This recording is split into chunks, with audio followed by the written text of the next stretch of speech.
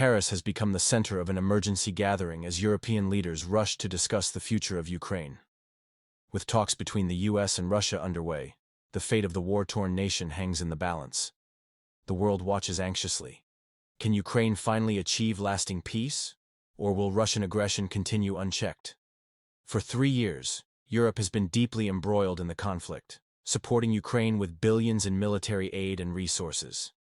Yet, despite these efforts, European leaders were not included in recent negotiations between US President Donald Trump and Russian President Vladimir Putin.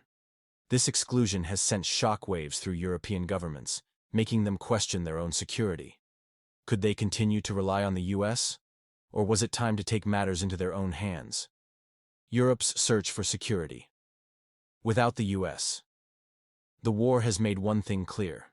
Europe must secure its borders against Russian threats, whether or not the US remains involved.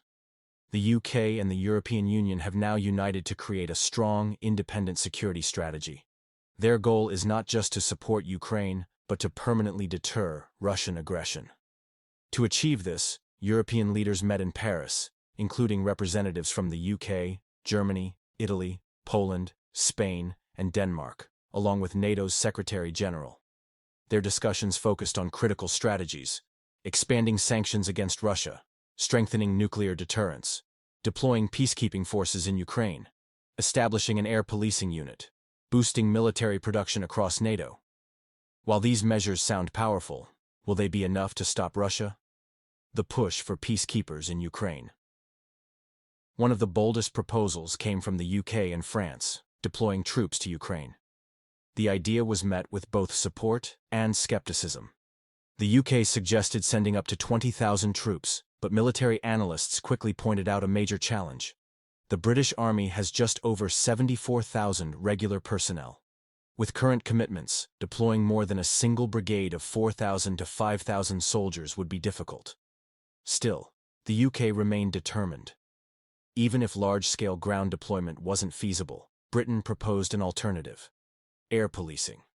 Air policing, a new strategy to protect Ukraine. Instead of direct combat, the UK suggested a Royal Air Force-led air policing mission over Ukraine. This would involve Eurofighter Typhoon jets patrolling the skies to prevent Russian aircraft, missiles, and drones from entering Ukrainian airspace. However, experts warn that this mission would require massive resources. The RAF has around 210 combat aircraft, including 159 fighters. But with maintenance and readiness concerns, only a fraction of these jets would be available for Ukraine's defense. Even so, the UK is pushing forward, working closely with NATO allies to explore air policing as a potential game-changer. But can this plan truly keep Russian threats at bay, or will Moscow respond with greater force? Stay with us as we dive deeper into the risks and realities of this strategy in the next section. Poland's commitment to Ukraine goes beyond mere military assistance. As one of Kyiv's staunchest allies, Warsaw has consistently pushed for stronger NATO involvement and increased European defense cooperation. Given the evolving nature of the conflict, Poland, along with Baltic states like Lithuania, Latvia, and Estonia, is advocating for an expanded NATO presence along Russia's borders.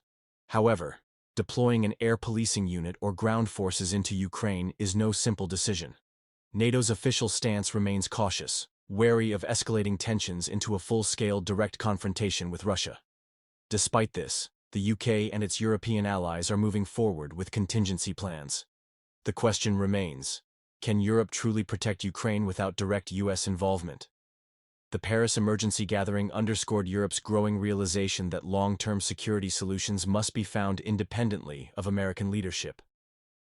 With the US shifting focus towards the Indo-Pacific and China, European leaders fear that Washington may reduce its role in European security affairs. French President Emmanuel Macron emphasized that Europe cannot afford to be passive spectators in Ukraine's defense. He argued that European nations must take collective responsibility for their own security and push forward with deterrence measures, regardless of Washington's strategic priorities. The debate over a European-led peacekeeping force. During the Paris summit, one of the most debated topics was the potential formation of a European-led peacekeeping force.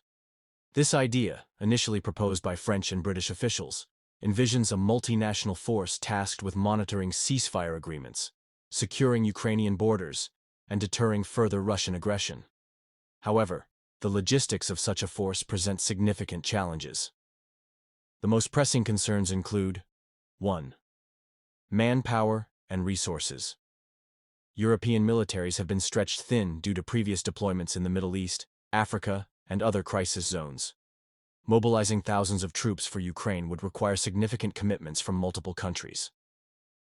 2. Rules of engagement. Would peacekeeping troops be allowed to engage Russian forces if provoked?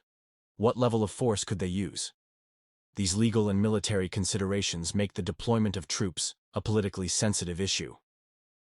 3. Potential Russian response. The Kremlin has already warned that any direct NATO military presence in Ukraine would be seen as an escalation, potentially leading to severe retaliation. Would Moscow view a European peacekeeping force the same way?